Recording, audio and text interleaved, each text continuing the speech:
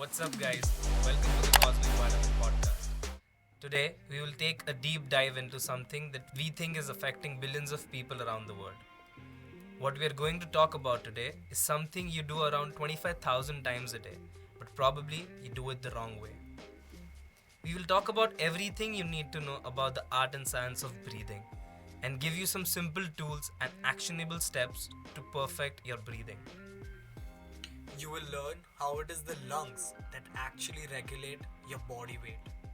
We will see how some scientists believe that carbon dioxide is in fact a more fundamental component of living matter than is oxygen. We will learn how breathing less will allow you to produce more energy more efficiently.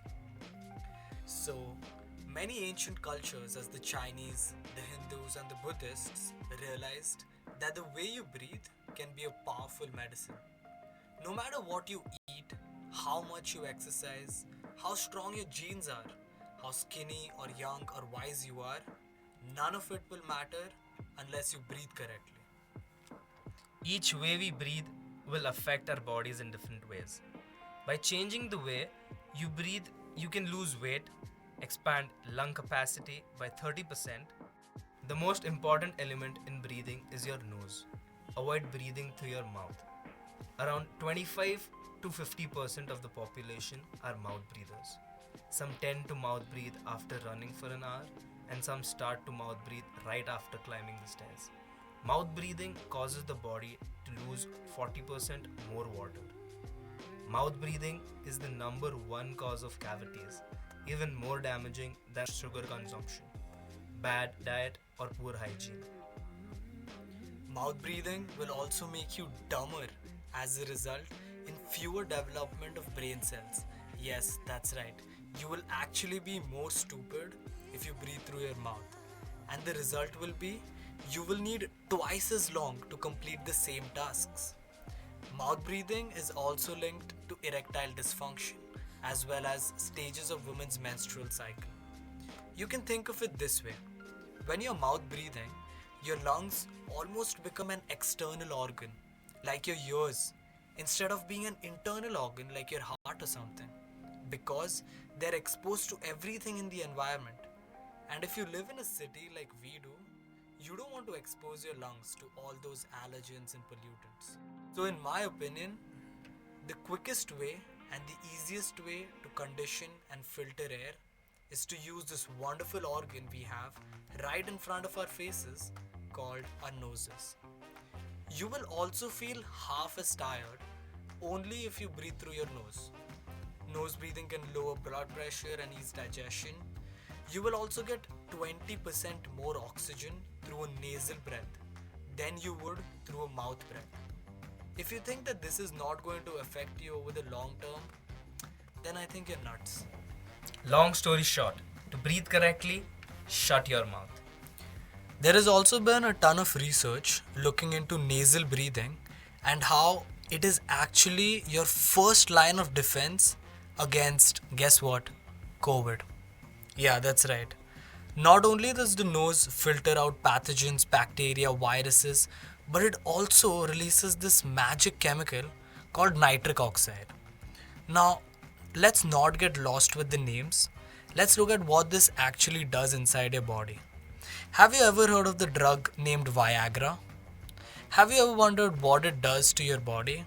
Well, let me tell you, Viagra actually helps your body release more nitric oxide. You know what else releases nitric oxide? Breathing through your nose. That's right. But you know what, guys? It goes way deeper than that.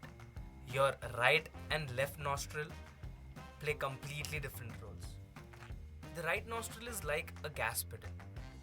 When you're inhaling primarily through this channel, your circulation speeds up, your body gets hotter, and cortisol levels, blood pressure, and heart rate, they all increase.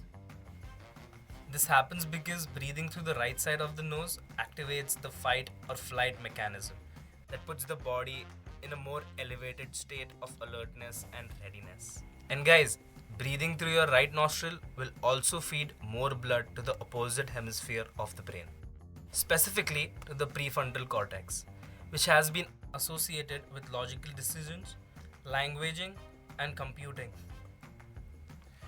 So, like we saw, the right nostril acts like an accelerator. It can put your body into an alert state. The left nostril has the exact opposite effect. What it acts like is like a brake system to your car. So, imagine you have a job interview and you want to be really alert and active so that you answer all the questions. Or you have a boxing match. What you want to do is breathe through your right nostril. That's gonna put you in an alert state so that you're better able to tackle the problems. While on the other hand, let's say you're sitting down for meditation, or you're just trying to have a good conversation with your friend, or you're trying to do something creative like write or draw. What you want to do is breathe through your left nostril because that is gonna put you in a relaxed state. And guys, too much emphasis is put on inhaling, and we end up forgetting about the importance of exhaling. If you can control your breathing, you will tend to live more. And carbon dioxide plays a very important role in weight loss. Now, you may be wondering, how is that? How is carbon dioxide playing a role in weight loss?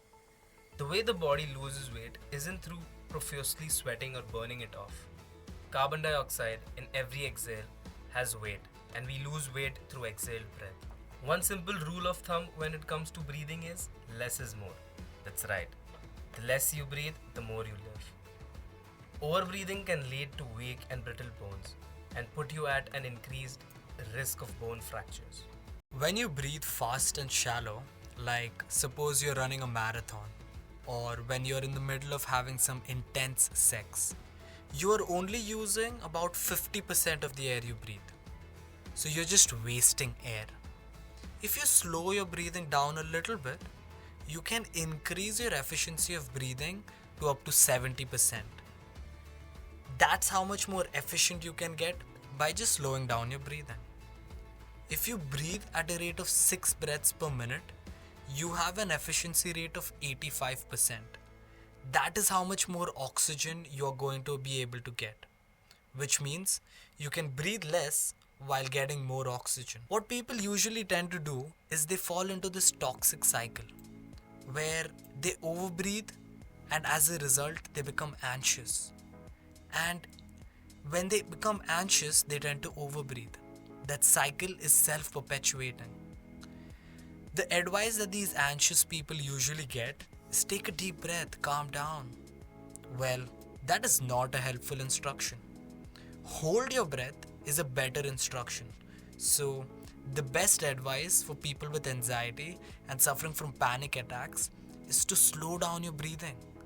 Because you think you're getting in more oxygen when you breathe fast, but you're not. You're just wasting oxygen. And guys, unlike other bones in our body, the bones in the human face don't stop growing in our 20s. They can expand and remodel into our 70s and likely beyond, which means we can improve the size and shape of our mouths and improve our ability to breathe at virtually any age. So again, chewing also plays a very important role in breathing. And the third most important part here is hold it. Hold your breath. Perhaps the best step in treating people with anxiety is to teach them the art of holding their breath. Breath holding hacks have been around for thousands of years. Today, breath holding is associated almost entirely with disease. Don't hold your breath, the adage goes. Denying your body a consistent flow of oxygen, we've been told, is bad for us. But the science is completely contradicting this new knowledge. By now, we have covered quite a bit about the art and science of breathing. To summarize everything we have learned today, let's look at the key takeaways that you can work on in your daily lives. The first takeaway is breathe slowly. The second one is breathe only through your nose. The third is breathe less. And the last one, which is not really important but it can enhance your functioning, which is holding your breath from time to time, which is going to increase the carbon dioxide levels in your body, which will let you better absorb the oxygen. So I think that's it for today. Stay healthy, stay connected, guys.